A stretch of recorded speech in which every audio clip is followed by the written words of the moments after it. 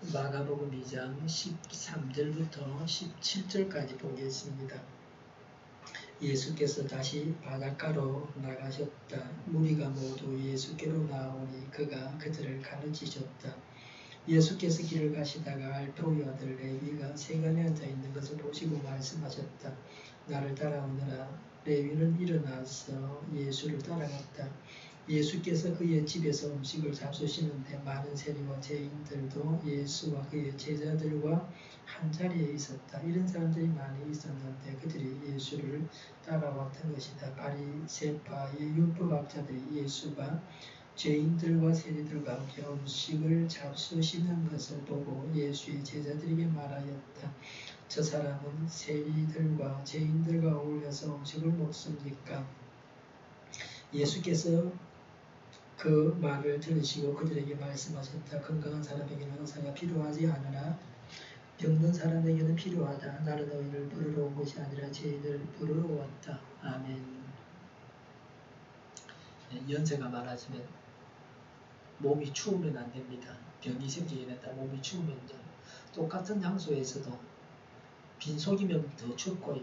더운 걸 먹으면 또 더워지고 움직이면 또 더워지게 되어 있습니다. 지난 주간에 제가 막 산을 오르고 걷고 오니까 더워가지고요. 반팔을 입기도 하고요. 추우면 또 그다음에 껴입고요. 허리춤에 짜매놨다가 상의를 갖다가 입고 벗고 내구워도 마찬가지고요. 좀 더우면 벗고 목에만 띄우니까 안경만 벗고 그냥 펴면 되죠. 그 체온 조절을 잘 해야 된다.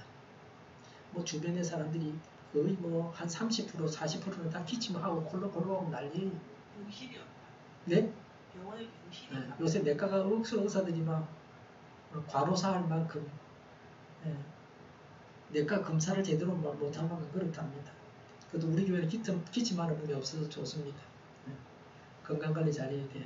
저는 전국처럼 이렇게 목을 내놓고 살지를 못해요. 아파서. 여름에도 얇은 걸 해야 됩니다. 선풍기 바람만 쐬도 에어컨만 쐬도 목이 아프대요. 그래 안 아픈 사람은 건강한 사람이에요. 항상 여부로서 가지고 다니면서 절대로 추우면 안 된다.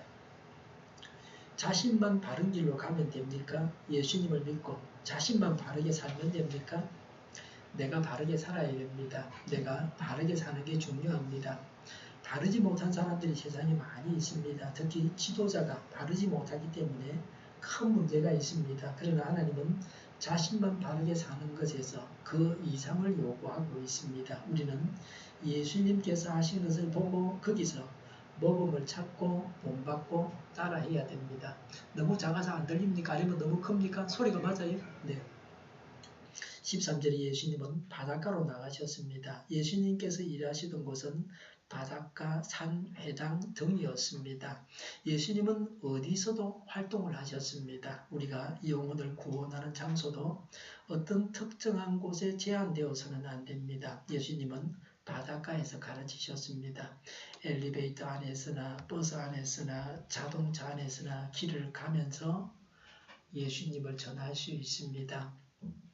공중 화장실에서도 전도할 수 있고 목욕탕에서도 전도할 수 있습니다.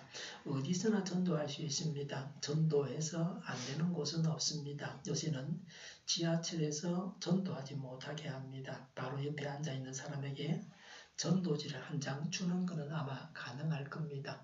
앉았는데 좌우에 있는 사람에게 전도지를 줘서 뭐 받으면 읽어보면 되고 안 받으면 되돌려 받으면 되죠.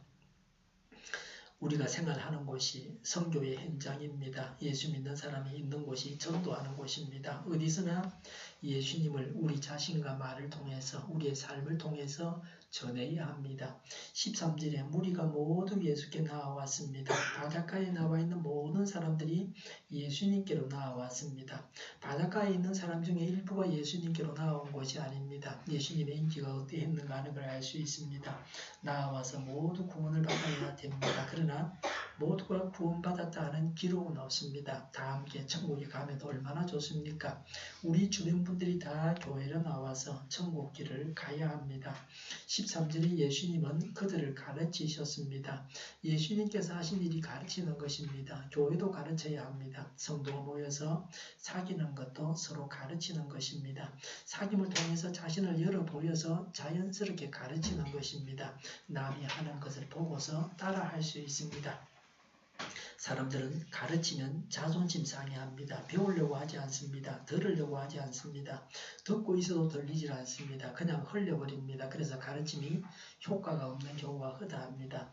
누군가가 나에게 뭘 가르쳐 주는데 대충 듣고 흘려버립니다. 그런가 보다 하고 절대로 실천하지는 않습니다. 그 당시 유대 사회에서 지도자들은 대체로 예수님에 대해서 냉담했습니다. 예수님을 비판적으로 보고 있었습니다. 예수님으로부터 배우려고 하지 않았습니다. 왜 그렇게 했습니까? 예수님은 왕자가 아니셨습니다. 돈이 많았다든지 권세가 있다든지 그러면 아마 사람들이 고개를 숙이는 척이라도 했을 겁니다. 예수님은 제사장도 아니셨습니다. 가난한 목수의 아들이었습니다.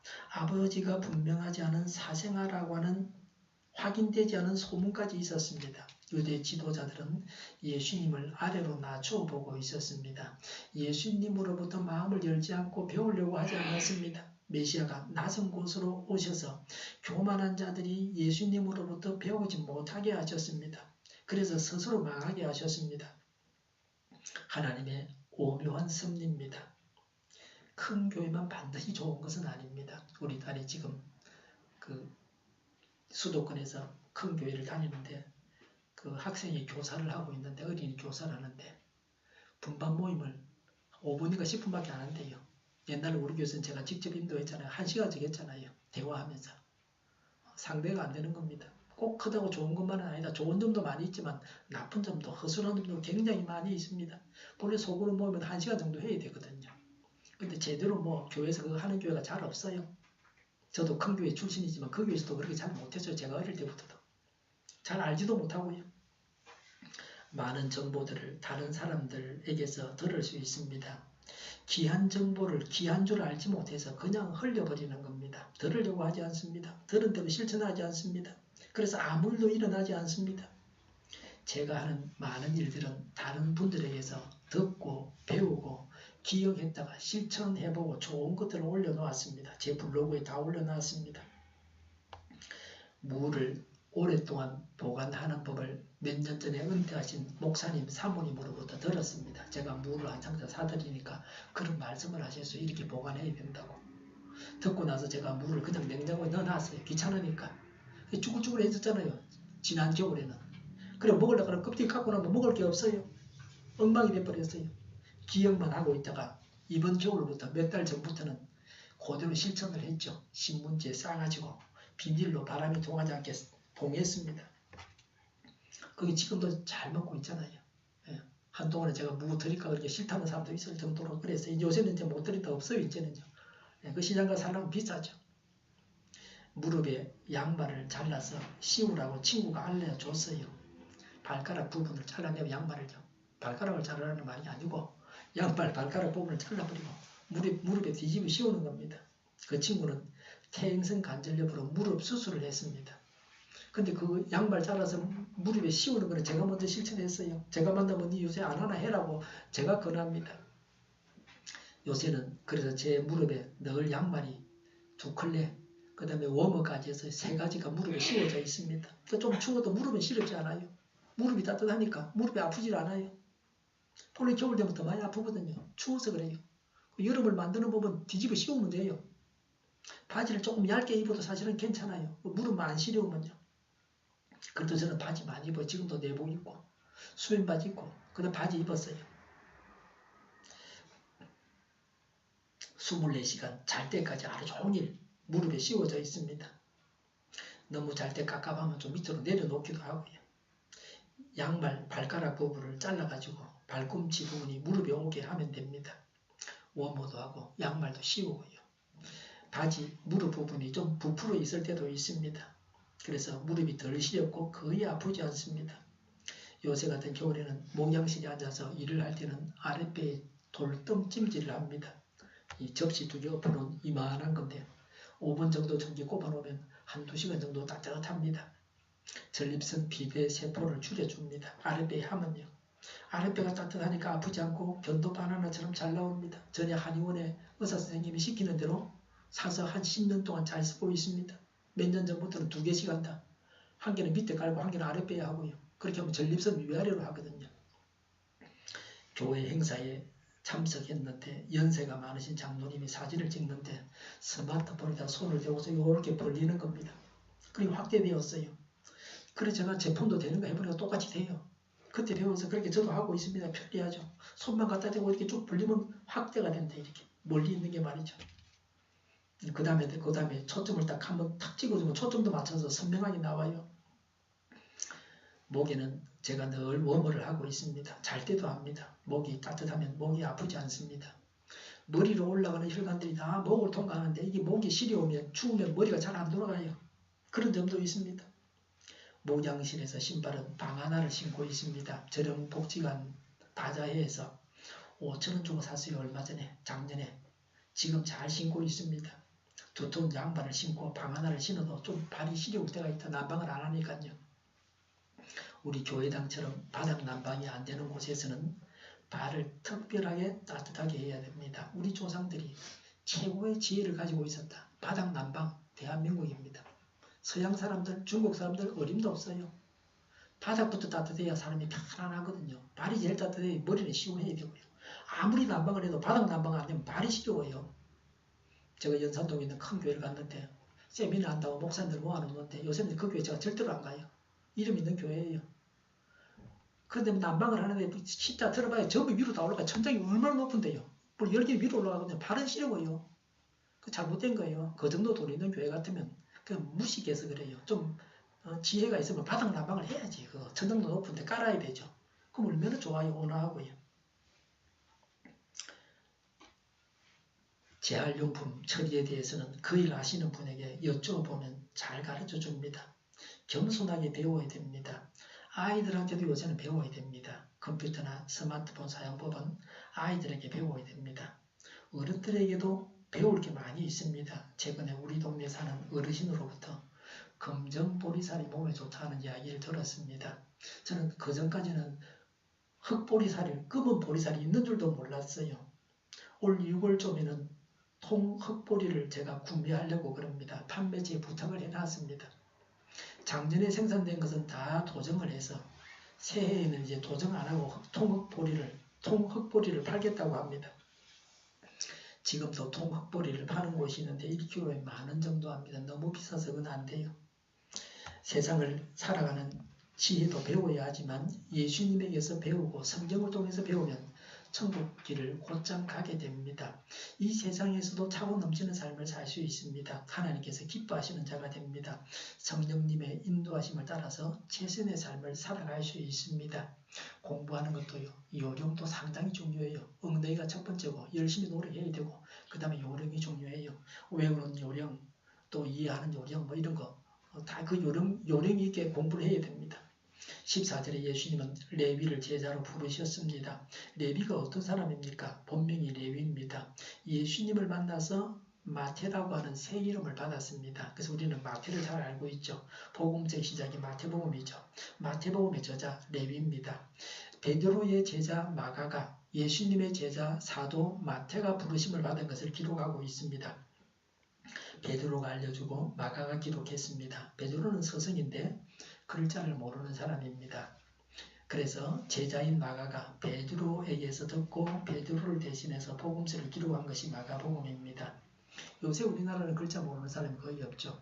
근데 뭐 중국이나 뭐 이렇게 미국 같은 나라, 일본 같은 나라는 글자 모르는 사람들이 꽤나 많아요. 글이 어려우니까. 우리는 세종대왕 덕에 거의 글자를 안다. 학교를 안 간 분들도 글자를 거의 다 안다. 또 머리가 좋기도 하고 우리나라 사람들이 말이죠.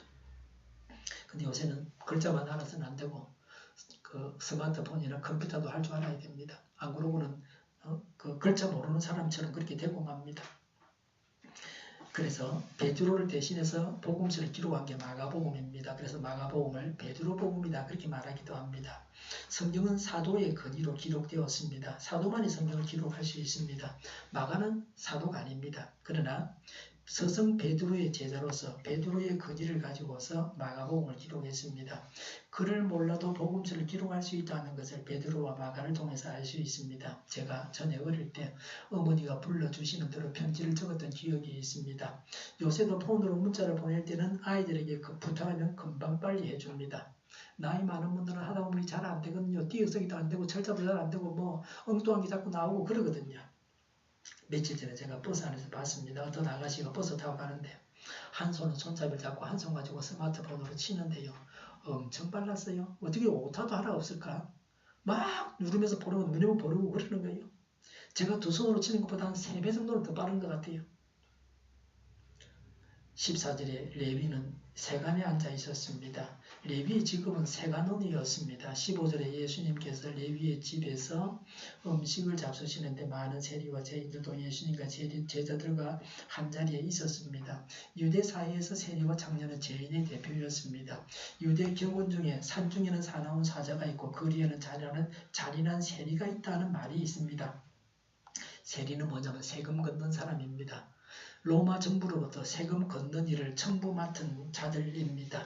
이스라엘에서 세리는 도둑이나 강도보다 더 악한 자였습니다. 세리는 로마의 앞잡이들입니다. 세금을 과다하게 걷습니다. 규정 이상으로 걷고 로마 정부에 바치고 나머지는 자기가 다 가졌습니다. 그래서 세리 중에 가난한 자는 없습니다. 세리는 다 부자입니다. 식민지가 되어서 나라 백성 전체가 가난한데 세리만 부자였습니다. 세리는 억압하고 착취해서 부자로 살았습니다. 로마 정부는 세리가 세금을 더 걷는 데 대해서 절대로 따지지 않고 감옥에 쳐넣지 않고 처벌하지 않았습니다. 세리는 죄인 취급당하는 것, 세리가 죄인 취급당하는 것은 당연했습니다.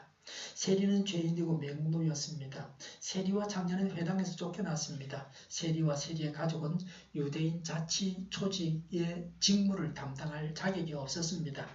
가족들까지도 멸시를 받았습니다. 유대인 법정에서 세리는 증언도 할 수 없었습니다. 세리와 장녀는 민족적 동질성을 파괴하는 극악한 무리로 분류되었습니다.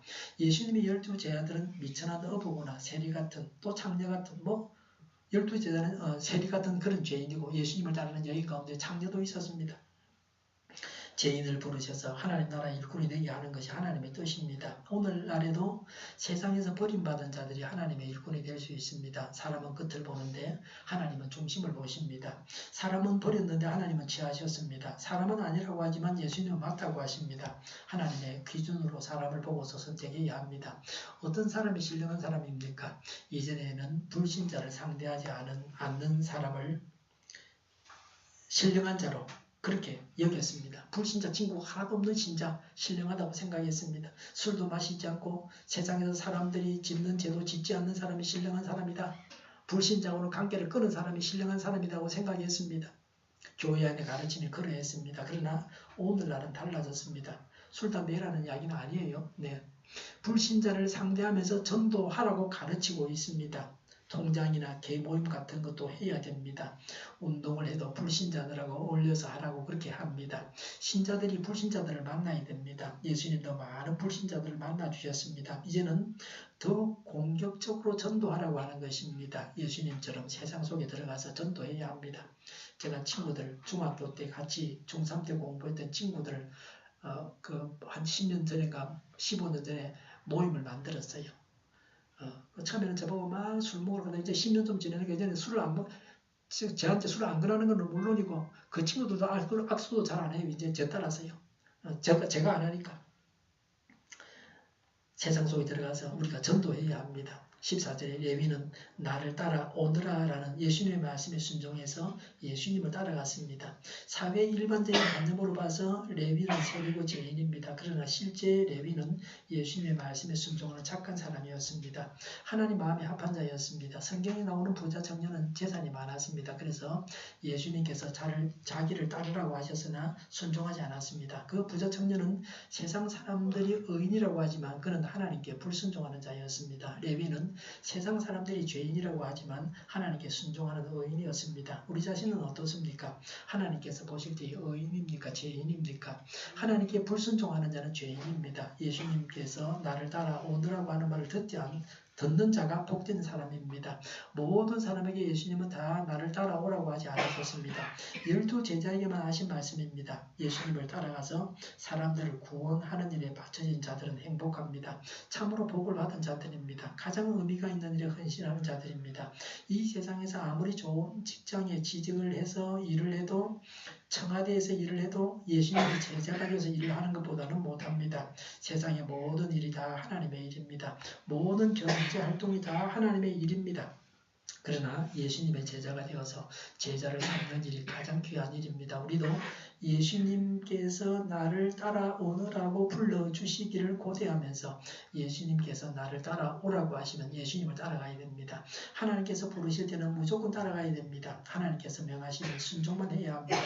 하나님께서 말씀하실 때에 못한다고 해서는 안 됩니다. 안 한다고 해서는 안 됩니다. 순종하겠다고 하고 어떻게 해야 하는지 구체적으로 알려주시고 지혜를 주십사고 구해야 합니다.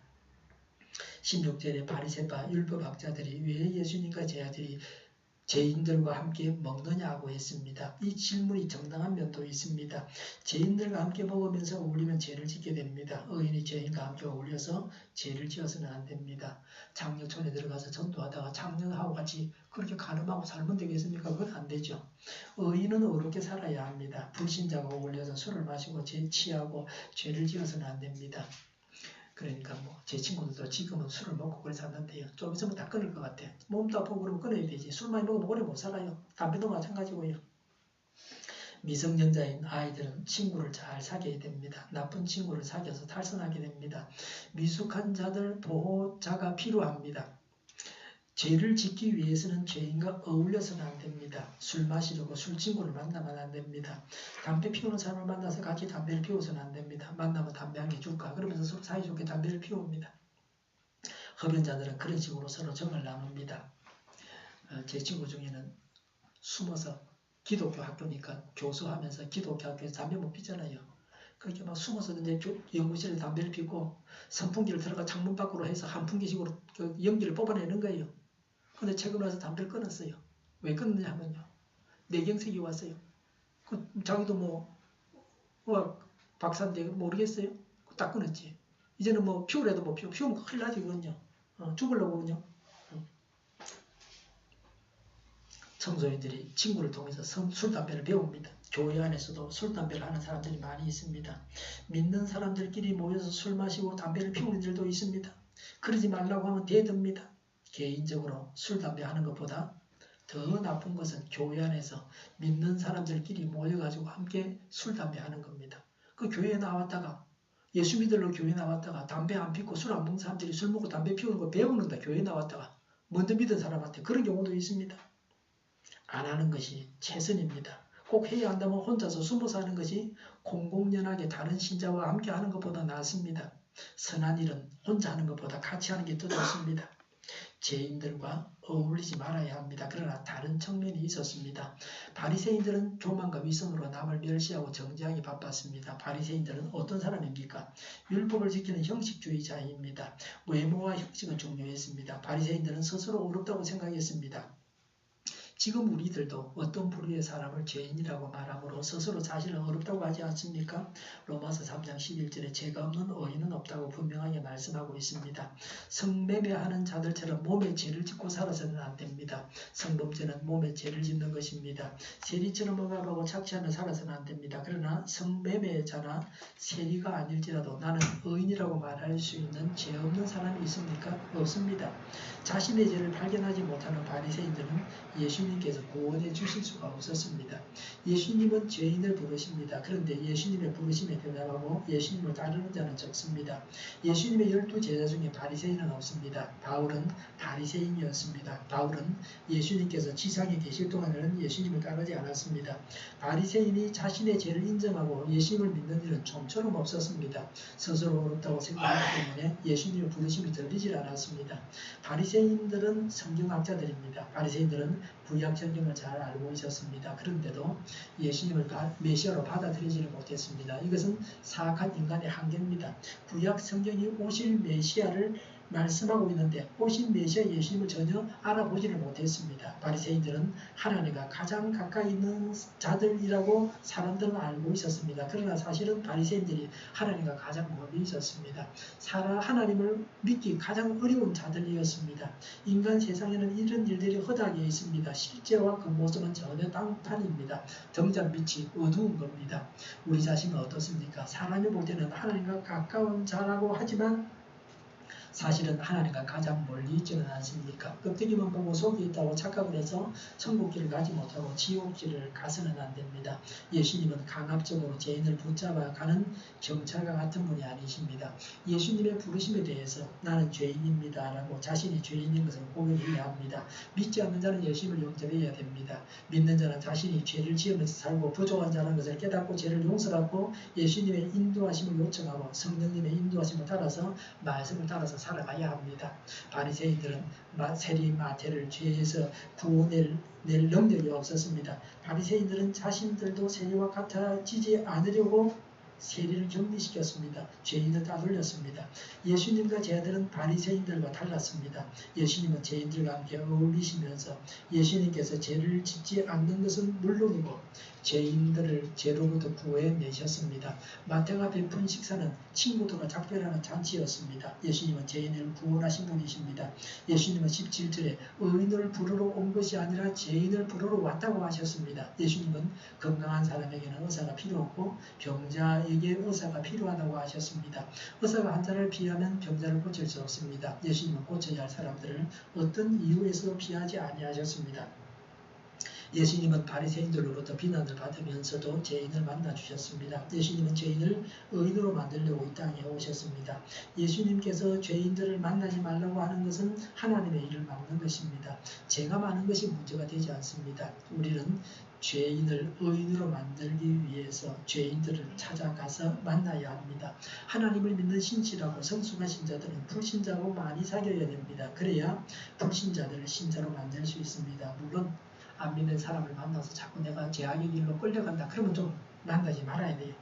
믿는다고 하면서 믿음이 좋다고 하면서 불신자들에 대해서 무관심한 사람들은 진짜 성숙한 자가 아닙니다. 성소수자들, 동성애자들을 교회가 품어야 됩니다. 맞는 말입니다. 그들도 예수 믿고 구원받아야 됩니다. 그러면서 동성애는 죄가 아니라고 합니다. 죄는 성경에 분명하게 명시하고 있습니다. 죄인을 품는다는 것이 죄가 아니라고 말하는 것은 아닙니다. 간음하다가 현장에서 잡힌 여인에게 예수님은 간음은 죄가 아니다. 간음만 해도 괜찮다. 그렇게 가르치지 아니하셨습니다. 다시는 죄를 짓지 말라고 하셨습니다.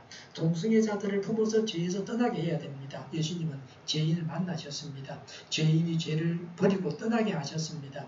예수님께서 죄인들과 함께 죄를 지으면서 죄는 죄가 아니라고 하지 아니하셨습니다. 마지막 때에 교회와 세상을 어지럽게 하는 자들이 교회 안과 밖에 가득합니다. 곤주의 건체를 잡은 마귀가 서구 국가들을 먹고 이제 한국을 먹으려고 덤비고 있습니다. 예수 이름으로 명하니 사단아 물러가라고 명령해야 합니다. 마태는 본래 세리로 세금을 걷는 자였습니다. 세금을 걷는다고 하면서 착취하는 자였습니다. 그런데 예수님을 만나서 예수님을 따름으로 더 이상 세리로 일하지 않았습니다. 나누어 주는 자로 바뀌어졌습니다. 예수님을 믿어서 이런 변화가 일어나야 합니다. 이제는 더 이상 돈 때문에 돈 벌기 위해서 죄를 짓는 자가 아닙니다. 이렇게 되어야 합니다. 죄를 버리고 죄를 떠나야 합니다. 동성애를 떠나야 합니다. 죄인데 죄가 아니라고 해서는 안 됩니다. 죄인지 아닌지는 하나님께서 성경에 정해놓으셨습니다. 사람이 다르게 해석을 하거나 속이거나 그렇게 해서는 안 됩니다. 예수님께서 죄인을 만나신 것처럼 우리도 죄인을 만나야 합니다. 예수님께서 죄인들을 의인되게 하신 것처럼 죄인 마태가 되어서 예수님의 제자요 사도가 되게 하신 것 같이 우리도 죄인들이 예수 믿고 의인되게 해야 합니다. 불신자를 전도하기 위해서 불신자를 찾아가고 사귀어야 됩니다. 예수님 우리 안에 계십니다. 우리와 함께 하시는 하나님의 능력을 가지고 불신자들 속에 들어가서 그들을 구원해야 합니다. 죄인을 만나고 구원해야 합니다. 기도하겠습니다. 죄인을 만나고 구원하는 저희가 되게 하여 주시옵소서. 여호와 이름에 합당한 영광을 그들에게 돌릴지어다. 제물을 들고 그 앞에 들어갈지어다. 아름답고 거룩한 곳으로 여호와께 경배할지어다. 부러지는 말씀이 씨앗이 잘 자라서 풍성한 자를 매일맺게 하시는 하나님 아버지, 불확실한 미래를 확실한 소망으로 바꿔주시는 은혜를 감사드립니다. 비록 목을 찍어 능동하지 못하지만 그래도 하나님의 은혜를 생각하면 너무도 감사하기에 기쁜 마음으로 예물을 드립니다. 11조를 드립니다. 감사함으로 드립니다. 한 해가 시작되고 한 달을 돌이켜보면 모든 것이 감사뿐입니다. 때로는 구하지 않은 것까지 채워주셔서 감사합니다. 지체되는 아름다운 헌신을 통해서 합력하여서 선을 이루는 역사를 베풀어 주옵소서. 하나님께서 주신 언약을 신뢰하며 감리가 폭풍우도 헤쳐나갈 수 있다는 담대한 자신감을 갖습니다. 물질을 하나님께 드릴 때 저희들이 소유한 물질들도 하나님께서 맡아서 운영해 주실 줄로 믿습니다. 하나님께서 정말 집처럼 만드시 보고 주고 복주며 번성케 하신다는 복의 말씀을 믿습니다. 하나님께서 형편을 아시오니 차고 넘치는 물질과 건강의 복을 주시옵소서. 하나님의 도우시는 은혜가 아니고 단 1분도 살 수 없음을 고백하는 새가 되게 하옵소서. 겸손히 하나님의 일을 감당하는 충성 봉사하는 일꾼들과 섬기는 종들과 땀 흘리는 백성들을 기억하여 주셔서 그들의 수고를 통해서 하나님의 나라가 더욱더 확장되게 하여 주시옵소서. 땀 흘리는 노동의 삶의 복이라 믿으며 소득을 질 때뿐 아니라 일하는 보람 속에서도 기쁨을 찾게 하여 주시옵소서. 우리 동일 유배가 만무너지게 하여 주시옵소서. 예수 이름으로 명하노니 모든 병만은 물러가고 몸의 모든 부분을 온전하게 될지어다. 신유의 기승을 베푸셔서 저희의 질병을 고쳐주시옵소서. 저희와 교회와 하나님의 종을 불쌍히 해주시옵소서. 공부하는 분들에게 하나님의 지혜를 주셔서 앞서가게 하여 주시옵소서. 가르치는 분들에게도 주님의 지혜와 능력을 잘 가르치게 하여 주시옵소서. 평화 통일을 이루게 하여 주시옵소서. 신앙의 자유를 누리며 살게 하시며 하나님을 대적하는 세력들이 바로 망하게 하시며 그가 하나님을 기뻐하시는 법만을 만들게 하여 주시옵소서. 반찬 경쟁이 모든 법관의 유대 적시 사라지게 하시며 대통령의 통치를 잘하게 하시며 맑은 공기를 늘 마시게 하시며 지진이 나지 않게 하시며 출산율을 올라가게 하여 주시며 신앙 경쟁인 에너지 정책을 세우고 집행하게 하여 주시옵소서. 한 주간 동안도 살림을 우리 넘쳐나는 삶을 살게 하여 주시옵소서. 감사와 찬양을 주님께 돌려드리며 예수님의 이름으로 기도하옵나이다. 아멘. 찬송가 272장을 다 같이 하도록